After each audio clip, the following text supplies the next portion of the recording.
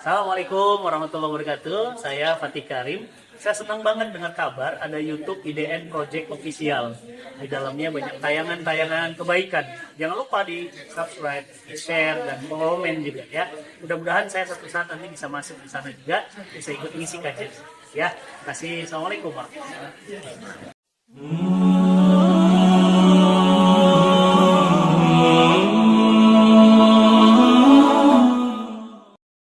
Bismillah. Yang kedua, apa dampaknya spiritual power? Memberi yang terbaik. Orang-orang yang punya spiritual power, dia terus memberikan yang terbaik. Kenapa? Karena dorongannya bukan duit, bukan lagi cinta, tapi Allah.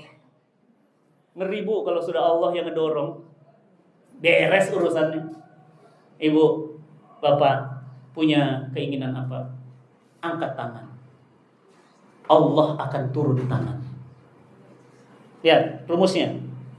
Mau punya urusan apa? Mau minta apa? Angkat tangan, Allah akan turun. Kalau Allah turun tangan gimana Pak? Beres. Beres. Pengen ke Jepang, bangun masjid, beres tanahnya. Pengen punya pesantren, beres pesantrennya. Pengen bangunin sekolah buat anak-anak generasi Quran yang gak bisa sekolah, beres sekolahnya. Pengen bangun rumah singgah untuk anak-anak duafa yang sakitnya sakit-sakit berat tidak menular, beres rumahnya.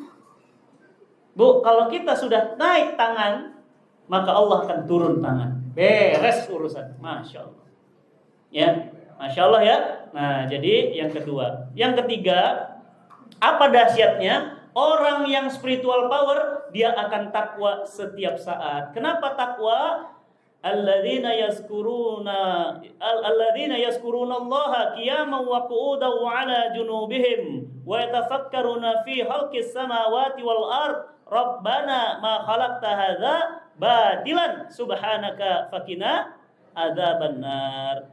Orang-orang yang mengingat Allah dalam keadaan duduk maupun berdiri, dan dia dalam keadaan berbaring, dia selalu mengingat Allah, dan dia berkata, tidak ada yang engkau ciptakan ya Allah kecuali semua sia-sia. Tidak mungkin ciptaanmu sia-sia. Subhanaka, maha suci engkau ya Allah, jaga kami dari api neraka. Orang yang takwa, dia akan optimis riang Ibu.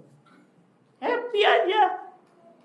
Mau menang siapa kek, Allah udah atur, tenang. Wah, stres Bu, ada yang masuk rumah sakit. Ada yang sampai masuk rumah sakit jiwa. Tenang. Kenapa? Ada Allah. Ya, makanya kita nggak usah terlalu fanatik dengan orang. Ya, punten ya Bu, mudah-mudahan tidak kejadian seperti tahun-tahun lalu ya.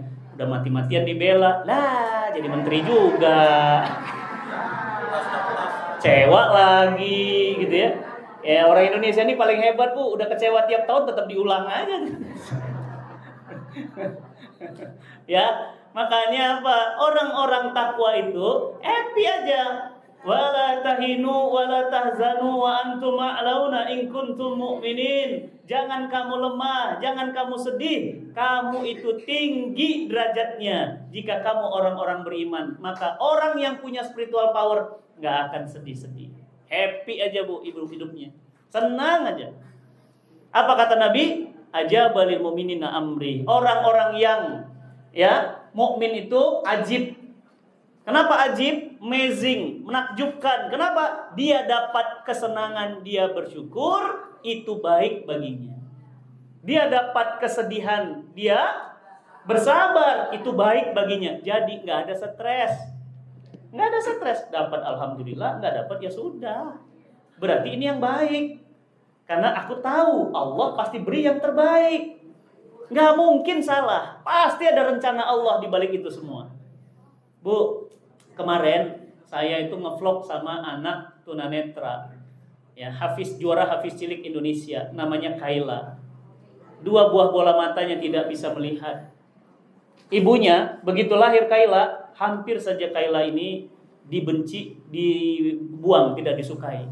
Tapi Masya Allah, karena menerima takdir, ternyata Kayla memiliki daya ingat yang luar biasa. Neneknya muter lagu dangdut, diputar lagu dari awal sampai akhir. Kayla sekali dengar langsung nempel. Diputar lagu barat, Kaila nggak bisa ngelihat, dengar lagu langsung nempel. Kata bapak ibunya, kalau gitu tempel aja Quran. Iya, diputer Quran bu, lengket 30 juz di sini. Jadi siapa yang sebenarnya buta? Kita yang buta. Kita punya mata nggak hafal Quran. Dia bisa melihat dengan jelas itu Quran. Saya bilang belajarnya pakai apa? Quran Braille, Ustaz. Quran Braille ibu tahu? 1 juz itu tebalnya segini, sejuz. Bayangin kalau 30 juz, bawanya pakai truk. Gede-gede ibu, Masya Allah. Tapi bisa hafal Quran. 30 juz, 114 surah. Kemarin ngevlog sama saya, nanti nonton ya bu di Cinta Quran TV, YouTube Cinta Quran TV. Saya tes hafalan Quran, hafal. Baru pulang, diundang sama Sultan Hasan Al-Bolkiah. Itu sultan beneran bu, bukan sultan kaleng-kaleng. Ya, Sultan Hasan Al-Bolkiah itu sultan terkaya di dunia. Diundang, ditanya mau apa. Baru pulang lagi haji tahun lagi. Kenapa? Dihajiin sama Raja Saudi. Kaila mau haji sama siapa? Sama bapak, sama ibu. Udah cukup. Boleh deh kalau ada kakak, nenek, tante, om. Bener ibu dihajiin semua. Haji loh bu, bukan umroh. Dan fasilitas raja. Kenapa? Quran. Quran itu memuliakan. Makanya ibu jangan khawatir ya, anak ibu pokoknya cetak 1 dari 4 anak hafal Quran. Gak bisa Ustadz, udah mantu cari yang penghafal Quran. Aduh gak dapat juga Ustadz, cucu. Pokoknya harus ada 1 yang hafal Quran. Kenapa? Dialah yang nanti menggeret tangan ibu masuk ke dalam surga. Kenapa? Hafiz Quran. Ya, maka jamaah yang dirahmati Allah, orang yang punya spiritual effect dia selalu bersyukur, ya. Masya Allah. Maka jamaah yang dirahmati Allah, inilah materi yang saya sampaikan, al-quwwah ar-ruhiyah. Apa itu al-quwwah ar-ruhiyah? Dorongan melakukan sesuatu karena Allah. Udah nggak peduli kata orang bu. Ya pengajian pesertanya dikit, tetap ngaruh apa nggak ngaruh? Tetap dia ngisi. Ya cuma dikasih pisang, tetap dia ngisi kajian. Ya, jadi dorongannya bukan duit, bukan lagi emosional, tapi dorongannya sudah Allah. Kenapa dorongannya Allah? Karena dia sadar Allah Maha melihat. Ya, Masya Allah, ini mudah-mudahan masjid kita ini diberkahi Allah ya bu ya.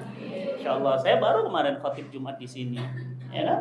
Terus ayah anda kita, abang kita, pengurus DKM bilang apa? Ustadz, Masya Allah, Jumat sebelumnya Ustadz, sebelumnya lagi Ustadz Mardani wafat. Itu Jumatannya di sini. Saya langsung jangan-jangan gua. Iya, baru di sini ngobrol sama beliau, baru makan siang. Loh, Ustadz, kenapa kok keringat dingin? Iya, kenapa ya, Bang? Baru khotib di sini. Kok keringetan ya? Rupanya beliau kondisinya lagi nggak fit. Ya betul ya? Beliau wafat kan? Ustadz Mardani LC, ya, Masya Allah, luar biasa. Allah yarham, semoga Allah merahmati beliau. Kita semua sama, bakal pulang bu. Ya, dulu di sini ada siapa? Tengku Zulkarnain, ya, sering kan? Wah, sorban putih, jenggot putih, orangnya enak banget diajak ngobrol, wajahnya, senyumnya, jubahnya bu, nggak pernah ganti-ganti. Bajunya putih terus, Masya Allah. Satu kampung sama saya, sama-sama dari Sumatera, dari Medan. Saya manggilnya Ayahanda. Ini WA-nya masih ada. Ayahanda jangan lupa ya, nanti ngisi di pesantren kita. Siap Ananda, Insya Allah Ayahanda hadir. Bu, malam 29 Ramadan wafat. Malam Lailatul Qadar.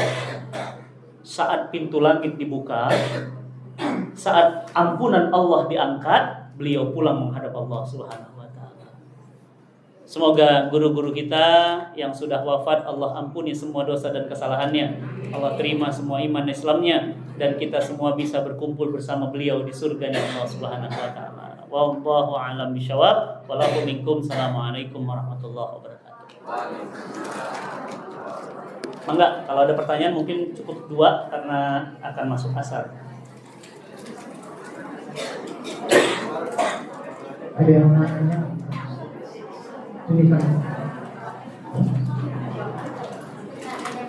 Boleh.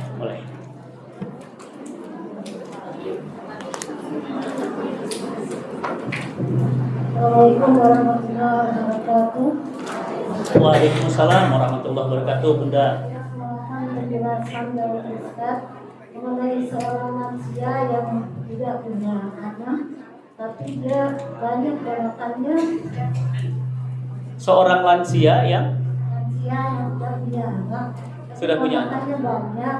Terus dia bercita-cita ingin sekali tinggal di rumah jompo. Allah. Bagaimana cara Ustaz? Allahu Akbar. Ya. Baik. Bunda, mohon doanya ya. Saya sekarang sedang membangun pesantren untuk usia keemasan. Jadi usia di atas 50 tahun. Ya, pesantrennya di mana? Di kaki Gunung Salak di Bogor. Pemandangannya indah, udaranya dingin, airnya bisa langsung minum. Ya, Masya Allah. Ya, sekarang sedang dalam proses pengurusan surat-surat. Insya Allah kita akan bangun. Untuk siapa Ustadz? Ibu-ibu kita, ayah-ayah kita. Kenapa? Karena orang tua kita kalau semakin tua, anak-anaknya juga semakin sibuk. Bu, punten ya. Saya tuh sekarang kehilangan. Biasanya jam segini ada yang voice note sampai 6. Siapa? Emak saya. Kan nggak bisa, tangan kirinya nggak bisa ngetik. Tangan kanan mau ngetik susah. Dia pakai suara. Jangan telat makan. Kamu ada mah. Nanti kalau kambuh susah.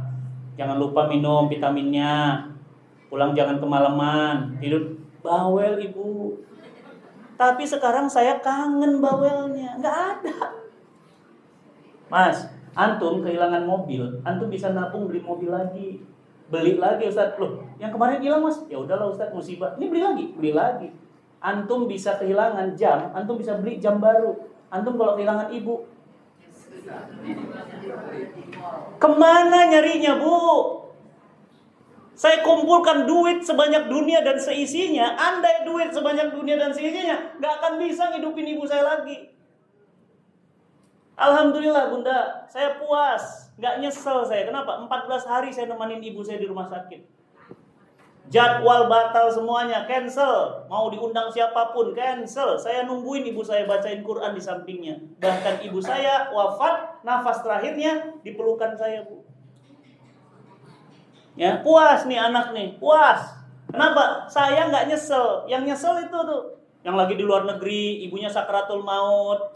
Ibunya di panti jompo, yang telepon suster, Pak, ibunya sakratul maut. Iya mbak, di luar aja diberesin, saya lagi meeting.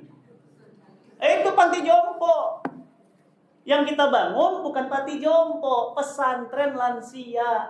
Pesantren lansia itu ngapain Ustadz? Kalau di sana ibu hafalan Qur'annya ditambah, bacaan Qur'annya diperbaiki, sholatnya dibenerin. Jadi kalau wafatnya husnul khotimah. Doain ya Bu ya, biar cepat selesai.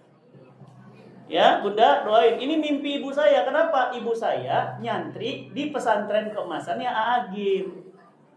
Gak mau pulang Mas. Jadi saya kalau mau ketemu ibu saya mana? Ke Bandung.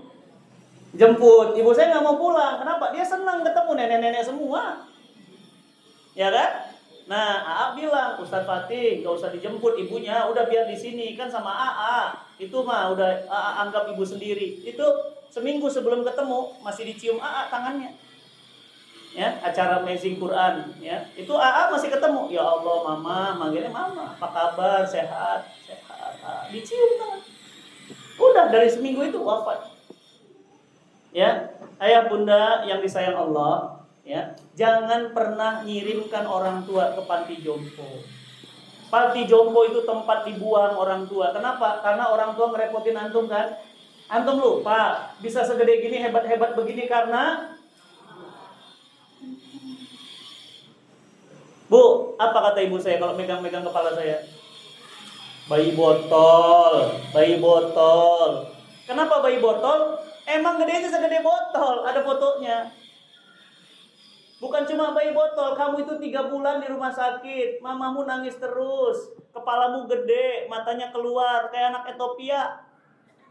Ibu saya, ya Allah, Robi, ini anak gitu ya. Bu, manalah ibu tahu saya tahu bisa berdiri di sini.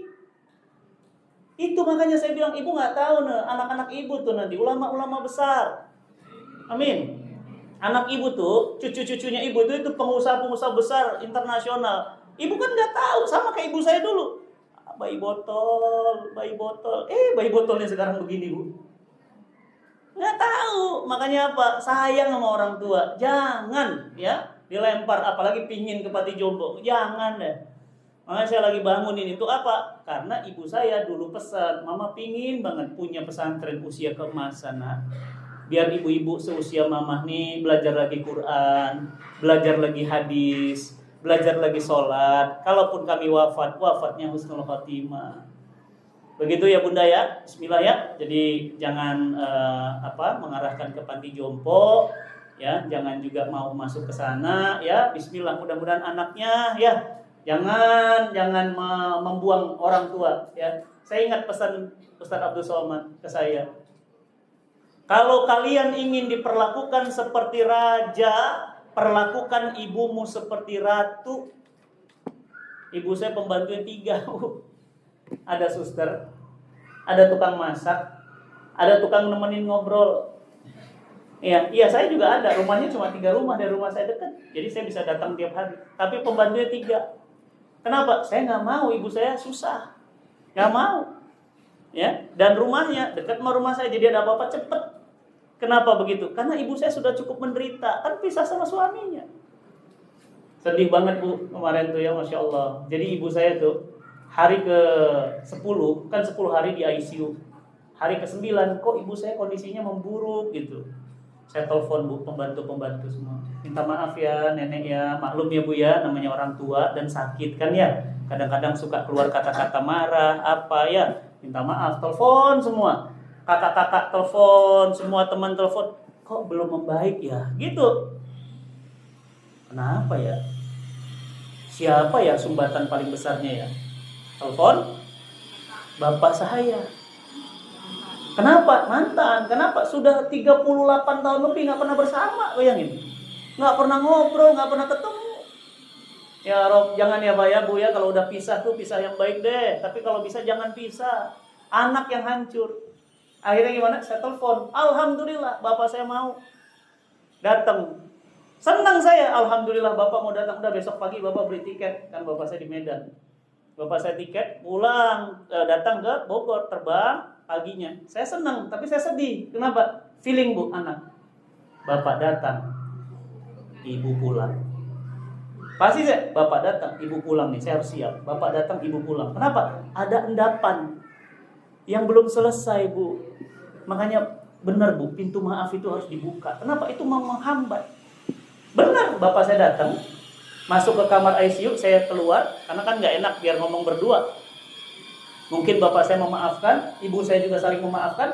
Begitu keluar, bapak saya keluar dari kamar rumah sakit, 10 menit, langsung saya dipanggil dokter. Pak Ustadz, jangan jauh-jauh ya, ibu koma. Terakhir apa? Udah, saya langsung peluk, bacakan Quran, lihat jantung turun, wafat ibu. Berarti apa? Ada rasa yang belum selesai. Ya Bu ya, punten ya, Ibu. Kalau ada marah-marah sama suami, sama istri, maafkan. Kenapa? Itu yang akan membuat kita terhambat dan sakit, Ibu. Ya, maka jangan, ya, maafkan. Masa lalu Ibu ya, Masya Allah, ya. Ibu kan pasti ya ada kesel sama kakak, adik, ibu, orang tua, maafkan. Ya, jadi begitu ya Bunda ya. Bismillah, mudah-mudahan manfaat.